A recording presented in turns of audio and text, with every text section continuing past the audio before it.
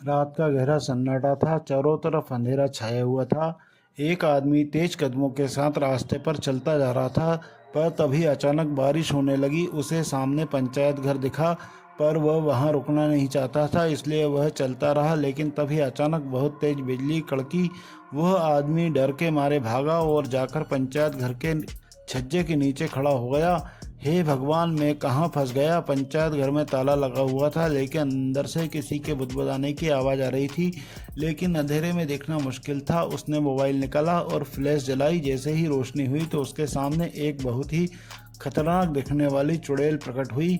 मुझे कुछ मत करना, मैं तो बस मालगंज नाम के गांव में पंचायत घर था, जहां विवेक सचिव की पोस्ट संभालने आ रहा था। हे भगवान, क्या किस्मत है मेरी। मुझे गांव बिल्कुल पसंद नहीं है और गांव में ही आकर रुका। क्या करूं, नौकरी है तो करनी पड़ेगी, लेकिन पहला मौका मिलते ही मैं यहाँ से भाग जाऊंगा।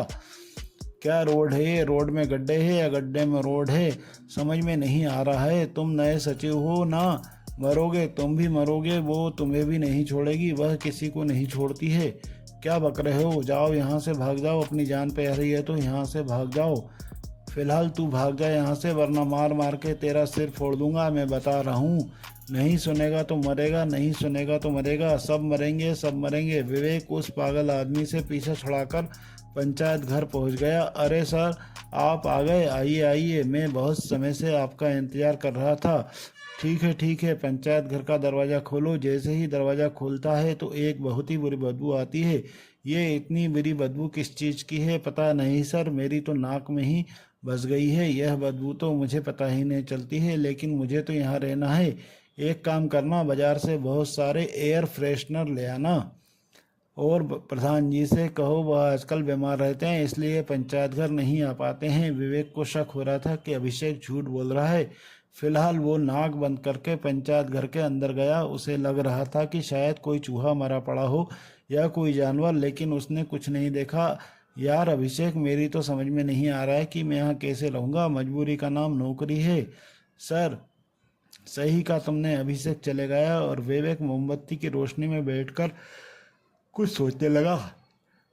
तभी अचानक उसके ऑफिस में रखी हुई कुर्सी अपने आप हिलने लगी। वो उस कुर्सी के पास पहुंचा तो कुर्सी ने अचानक हिलना बंद कर दिया। वह क्या था? अगर यह हवा से हिल रही थी तो अचानक एकदम कैसे रुक गई, उसे कुछ समझ नहीं आया और वो उस कुर्सी पर जाकर बैठ गया। लेकिन कुर्सी पर बैठने के अगले पल ही उसका पूरा शरीर पैरालाइज हो गया और वह देखता है कि पूरे पंचायत घर में खून भर रहा है। फर्श, दीवार, छत, सब कुछ खून से लाल हो चुका है। उसको हार्ट अटैक आने वाला था कि तभी अचानक उसका फ़ोन बजा और वह ठीक हो गया। पंचायत घर भी पहले जैसा नॉर्मल था। हेलो, कौन? सचिव जी, मैं प्रधान बोल रहा हूँ, आप घर आ जाइए, आज आपका खाना यहीं है। ठीक है, मैं आता हूँ। बस वहाँ से निकलकर भागना चाहता था, वह फौरन प्रधान जी के घर पहुँचा। आइए सचिव जी, क्या बात है, बड़े बदहवास लग रहे हैं आप। अभी मेरे साथ वहाँ बहुत अजीब सी चीज़ हुई है। अच्छा, तो आपके साथ भी वही सब होने लगा क्या? सब इस पंचायत घर में कोई भी सचिव रुक नहीं पाता है। इससे पहले आए कई सचिव भी छोड़कर जा चुके हैं, लेकिन यह सब क्या हो रहा है? पता नहीं, कुछ साल पहले यह सिलसिला अचानक शुरू हो गया था, तो सरकार इसके लिए कुछ करती क्यों नहीं है? सरकार दिखने वाली चीज़ों के लिए काम करती है, जो चीज़ दिख नहीं रही है उसके लिए सरकार क्या करेगी भला। विवेक खाना खाकर वहां से निकल गया। रास्ते में उसे अचानक बिल्ली के रोने की आवाज़ आई। उसने चारों तरफ घूमकर देखा, लेकिन कहीं कोई बिल्ली नहीं थी। तभी उसके कंधे पर किसी ने हाथ रखा। वह झिझक गया। अरे, यह क्या हुआ? सर, आप डर क्यों रहे? मैं हूँ अभिषेक। नहीं नहीं, मैं वो बिल्ली के रोने की आवाज़ से थोड़ा डर गया था, पर मैंने तो यहाँ किसी बिल्ली को रोते नहीं सुना। सर, फिलहाल आप मुझे यूं ही दिख गए तो मैंने सोचा आपसे मिल लूं। चलिए, मैं चलता हूँ। अच्छा ठीक है, ऐसे मत डराया करो यार। अभिषेक विवेक से आगे चले गए और एक गली में मुड़ गया। विवेक अभी दो ही कदम चल पाया था कि फिर से उसके कंधे पर किसी ने हाथ रखा। उसने मुड़कर देखा तो वह हैरान रह गया, क्योंकि वहां फिर से अभिषेक खड़ा हुआ था। यह लीजिए सर, आपका मोबाइल, आप प्रधान जी के घर भूल आए थे अब। पर तुम तो अभी यहीं थे। अभी हाँ, मैं उनके घर नहीं था, पर उन्होंने मुझे फ़ोन करके बुलाया और आपका मोबाइल देने के लिए। विवेक ने अभी से कुछ नहीं कहा, वरना वह उसे पागल समझता, लेकिन अब उसे बहुत ज़्यादा डर लग रहा था। वह भागता हुआ फौरन पंचायत घर पहुंचा तो वह पंचायत घर का दरवाजा खोलने ही वाला था कि तभी उसे अंदर से किसी बोलने की आवाज आई, कौन है, कौन है। अंदर विवेक के बोलते ही अंदर से आवाज आना बंद हो गई। उसने बहुत हिम्मत करके दरवाजा खोला तो अंदर कोई नहीं था और अब बदबू पहले से भी ज्यादा बढ़ गई थी। उसने फटाफट एयर फ्रेशनर छिड़का। आखिर ये बदबू कहाँ से आ रही है, मुझे पता लगाना ही पड़ेगा। विवेक बदबू का स्रोत ढूंढने का कोशिश कर रहा था, तभी उसे एक कमरा दिखा जिसमें ताला लगा था। लगता है बदबू इसी में से आ रही है, पर इसमें तो ताला लगा हुआ है।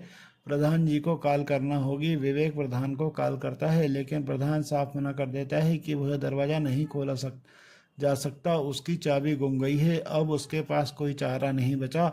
उसे नींद भी नहीं आ रही थी, इसलिए वह वहीं लेट गया। रात का 2:30 बज रहा था। विवेक की एक अजीब सी आवाज के साथ आंख खुली। मोमबत्ती बुझने ही वाली थी। उसकी हल्की रोशनी में उसे कोने में एक आकृति नजर आई।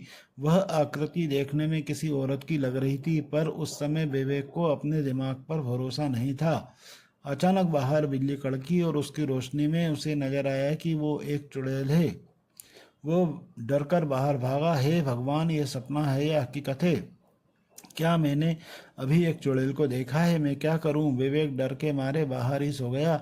अगली सुबह अभिषेक ने विवेक को उठाया। और क्या बात है सर, क्यों सो रहे हो? तुम अभी मानोगे नहीं अभिषेक, मैंने रात में अपने कमरे में एक चुड़ैल को देखा था। क्या सर, आप भी? चलिए अंदर चलिए। विवेक डरते डरते गया और जैसे ही अपनी कुर्सी पर बैठा तो अचानक उसे बेचैनी होने लगी। खों खों की आवाज़ उसे सुनाई देने लगी और उसका शरीर फिर से पैरालाइज होने लगा। तो वह उठकर खड़ा हो गया। यहाँ आखिर दिक्कत क्या है? पता नहीं सर, मुझे तो लगता है इस समय प्रधान जी का हाथ है, इसलिए वह यहाँ कभी नहीं आते। तुम सही कह रहे हो, क्योंकि कल मैं उनके घर पर गया था तो वो बिल्कुल ठीक थे, पर फिर भी यहाँ नहीं आए। खैर जो भी हो, अब मैं यहाँ एक तांत्रिक को बुलवा लूंगा, वरना मैं यहाँ नहीं रह सकूंगा। दिन भर का काम निपट जाने के बाद विवेक शाम को एक तांत्रिक का बुला लाया। तांत्रिक उस चुड़ैल को अपने वश में बात करने की बात कर रहा था। उससे बात करने की कोशिश करता है कि ए चुड़ैल, सामने आ, तो इस बाबा से बच नहीं पाएगी। मैंने तुझ जैसी 1000 चुड़ैलों का काम तमाम किया है। तांत्रिक उस चुड़ैल को वश में करने के लिए कामयाब हो जाता है, पर वह चुड़ैल कुछ भी बताने को तैयार नहीं थी। बड़ी मुश्किल से उसने बताना शुरू किया कि यह सब प्रधान की वजह से है। उसने 10 साल पहले अपने साले को सचिव बनाने के लिए नियुक्त हुए सचिव को मरवा दिया था और तब उस सचिव के भाई ने सचिव की कुर्सी पर टोना कराया था। मैं तब से यही हूँ। मेरा काम है किसी भी सचिव को इस कुर्सी पर ना बैठने देने का। यह टोना किसने कराया था उसका नाम बता। नहीं नहीं, यह कुछ नहीं बताएगी। इसे कैद कर लीजिए या भस्म कर दीजिए। अरे यहाँ क्या हो रहा है? अरे तुम्हें पता है अभिषेक, इस कुर्सी पर किसी ने टोना कराया है, जिस वजह से ये चुड़ैल यहाँ किसी सचिव को रहने नहीं देती है। अच्छा, ऐसी बात है? तो अब तक कितने सचिव को इस चुड़ैल ने मारा है? मैं अभी इसे बताता हूँ। अरे नहीं, तुम रहने दो। तुमने क्या किया? अभी तुम्हें आधी कहानी पता चली थी, पूरी कहानी जान लो कि ये टोना मैंने कराया है। प्रधान ने मेरे भाई को मारा था। मैं इस कुर्सी पर कभी किसी को नहीं बैठने दूंगा। तो तुम प्रधान को मारो ना, उसे तो मारूंगा ही, लेकिन उसे जिस पद की वजह से यह किया है, पहले मैं उसको तबाह करूंगा। इसलिए अब तुम्हारी बारी है। नहीं नहीं अभिषेक, प्लीज, मैंने तुम्हारा क्या बिगड़ा है? आज तुम्हें पता चलेगा कि यहाँ के सचिव के साथ क्या होता है। वह भागते नहीं है, वह मर जाते हैं। अभिषेक चुड़ैल को इशारा करता है और वह चुड़ैल एक बार में विवेक की गर्दन धड़ से अलग कर देती है। फिर वो बंद पड़े कमरे को खोलती है। कमरा पूरी तरह से लाशों से भरा हुआ था। उसमें अब एक लाश विवेक की भी थी और कमरा फिर से बंद हो गया था। इस तरह से यह डरावनी कहानी खत्म हुई।